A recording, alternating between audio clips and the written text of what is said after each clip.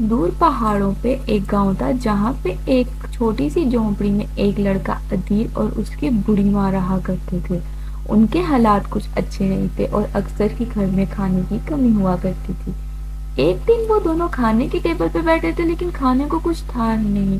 تب عدیل فیصلہ کرتا ہے کہ اس کی جیب میں جو چند روپے ہیں وہ ان سے جا کے بازار سے کچھ خرید لیتا ہے۔ اس نیت سے وہ اپنے گھر سے نکلتا ہے۔ بازار ان کے گھر سے تھوڑا فاصلے پہ تھا۔ عدیل گھر سے نکل جاتا ہے اس نیت سے کہ وہ کچھ کھانے کو لے کر آئے گا۔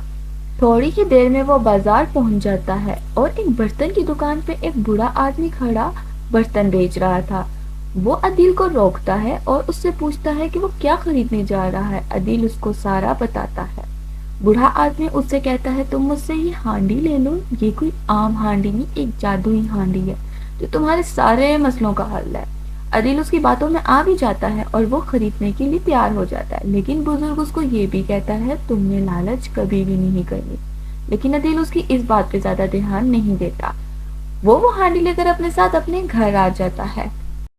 گھر آ کے وہ اپنی ماں کو بتاتا ہے کہ کس طرح سے اس نے یہ ہانڈی لی۔ اب جو چند روپے ان کے پاس کھانے کو تھے وہ بھی نہیں تھے۔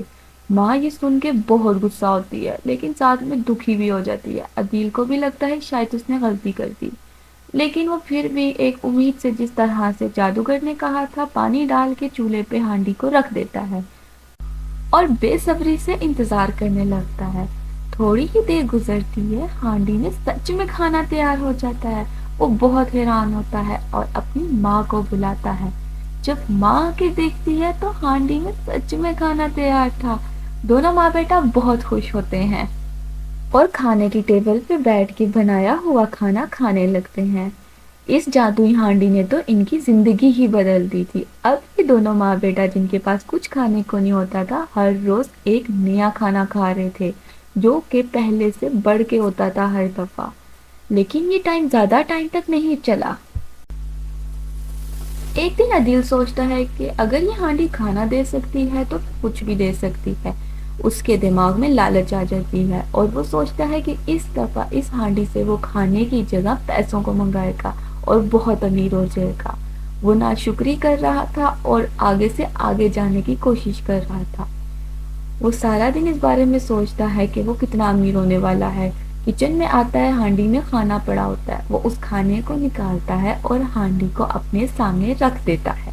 گرم پانی ڈال کے وہ انتظار کرتا ہے کہ بہت جلد پیسے آنے والے ہیں، لیکن دیکھتے ہی دیکھتے ہانڈی کوئلوں میں بدل جاتی ہے اور وہ پریشان ہو جاتا ہے۔ اب نہ اس کے پاس وہ جادوئی ہانڈی رہی تھی، نہ کھانا تھا، نہ پیسہ تھا، اور اسی طرح اس کی لالچ کی وجہ سے اس نے سب کچھ گوا دیا۔